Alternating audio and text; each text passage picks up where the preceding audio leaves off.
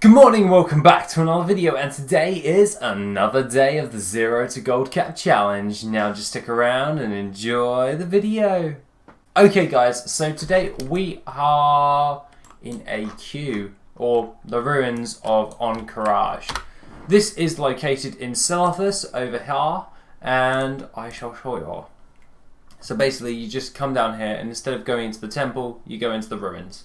So yeah, pretty much the bottom right hand side.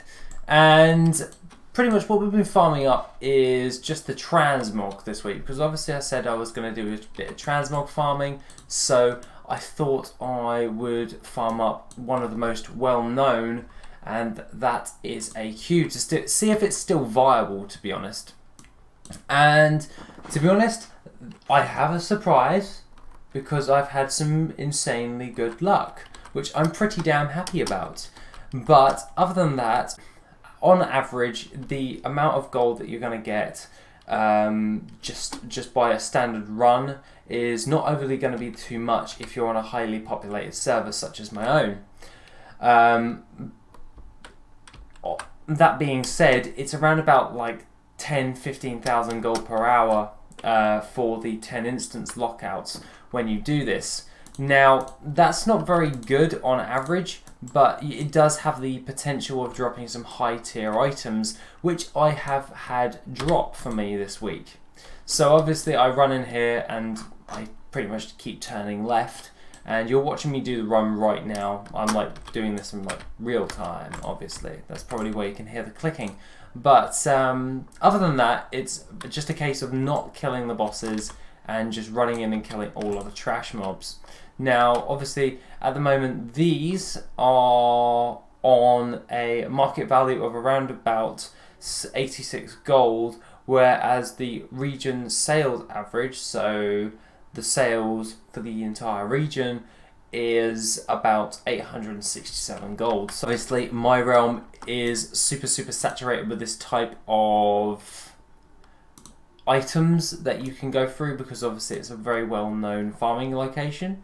So I thought I would test it out, and obviously just doing the standard run. Now, there is two ways in which you can actually farm this raid, and I find that with, let me pull up the map, if you come in here and follow it all the way down and come into this part here in the comb, or the comb, you can just take out all of the mobs, so the grubs and all that stuff. That's the one we're doing.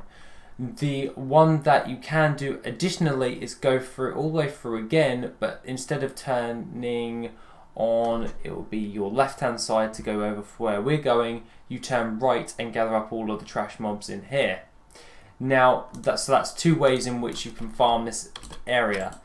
Obviously, there is a little bit of a bonus with this one. This drops the oozing sacks, these flesh hunters. So make sure that you actually pick them up, because you can actually get hold of a disgusting oozling when you're actually doing this. Very low drop chance, but I have had it drop before, so I'm not going to pass up the opportunity to not kill them and get those oozing bags.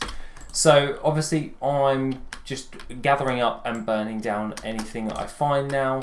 It's majority of the time the high ticket items come from these grubs right here, as they're level 55 and they do not scale with your level. So obviously the items that drop are going to be a little bit different to the ones that we're actually farming. And obviously you probably know this farm already if you've been in the gold making area for a while, because this is like super well known, that the glorious leg plates drop from these grubs because they are level 55.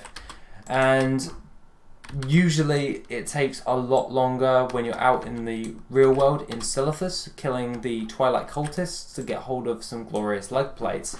Now, this way is a much easier way to get hold of glorious leg plates. You just need to put in the time and the hours in order to get hold of it.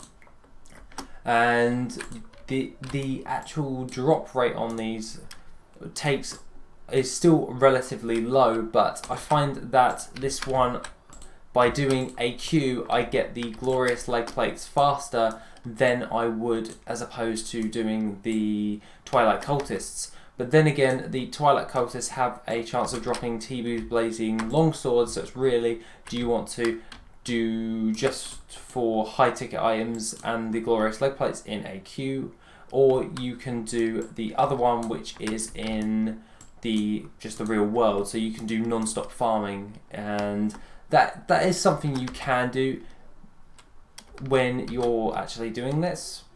And just bear in mind, these wasps, when you kill them, they do, when they're aggroed, they'll want to pretty much jump into you and bounce you up. So if you're going to engage in them, I would recommend that you do it pretty sharpish and just kill them as fast as possible, because if you just try and gather them all up, you're just going to be bounced around the entire map. And you don't want to pull one of the bosses, because if you accidentally kill it, you will be locked for the week and you can't reset the actual raid. Now, there is a couple of ways to circumvent this. So if you get too close to the wasp, if you don't want to lock yourself out, just let go of your keyboard and let the mechanics of the boss do its thing. It will teleport you to the table where he's flying over right now, and he will insta-kill you if you just do nothing. So if you do accidentally pull this wasp boss, you can always do that. Other than that, you can always pop yourself a form of invisibility, such as with me it is Shadow Meld, but you just got to bear in mind that you could very well be poisoned and that will not do it. But other than that, it's pretty simplistic in order to do, and I find it a quite easy way in order to do this farm. So we've killed all the grubs, we've killed all the trash, and I usually just press my Dream Walk ability, which will take me to the Emerald Dream, and then I will port back out and I'll show you right now. So usually I'll finish this run. We've taken a little bit longer than I would like for a standard run. Is around about just under 4 minutes, and I reset the instance and press Dream Walk again. If you don't know, with Loot Appraiser it has a reset instance button, so you don't have to just go over here and press reset all instances. You can just press the button and it will reset the instance, and then when you press Dream Walk again, it will teleport you all the way back to here, and then all you got to do is fly back into the raid over here.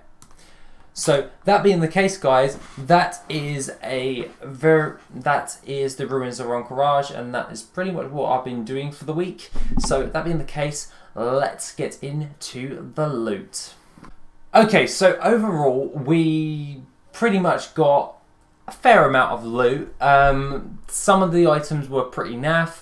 I've just noticed that I've got an actual neck piece that I would disenchant or something or other, just sell it or just go to the garrison. It depends on how many you actually get, but relatively speaking, the majority of the stuff won't take that much in order to do. Obviously, with that one run, we only got 2 pieces of gear, which came to about 150 gold, so it really is RNG based when you do this farm. So don't be surprised if you don't get anything major, because obviously one run of this raid gave me 151 gold worth of stuff, and that's not very good on the grand scheme of things. But the idea with the Ruins of AQ, you are literally going in there for the high ticket items, and they are the ones that I want to cover. Now, obviously, you do get things like the Magnificent Breastplate on the EU average. On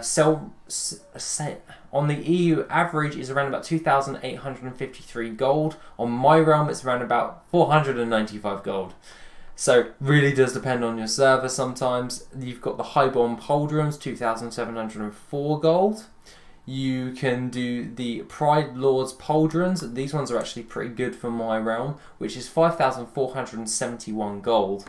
Now, that is pretty damn good. And they kind of look like the Orc shoulder plates. That's probably why they go for so much.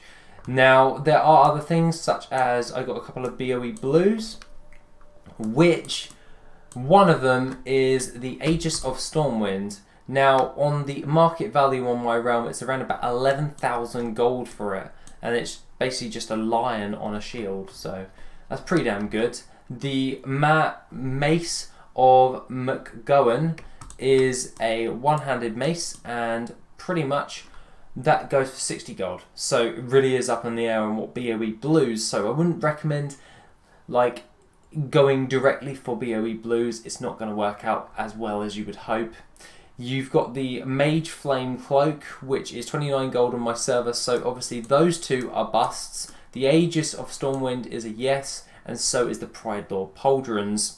Now, the big ticket items that I would like to talk about, and that's because I'm really excited to talk about, I managed to get not one, but two glorious leg plates. Now, on my realm at the moment, they are going for around about 124,000 gold. I've managed to get 2 out of 7 runs of 10.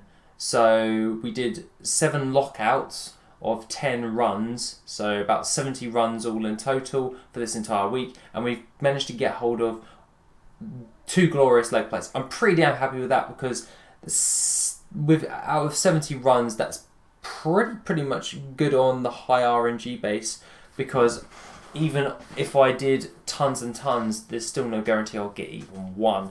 So pretty damn happy on the way things have gone with those. The sell rate on them is pretty low, but that's the same with pretty much all transmogs, so I wouldn't lose sleep over it.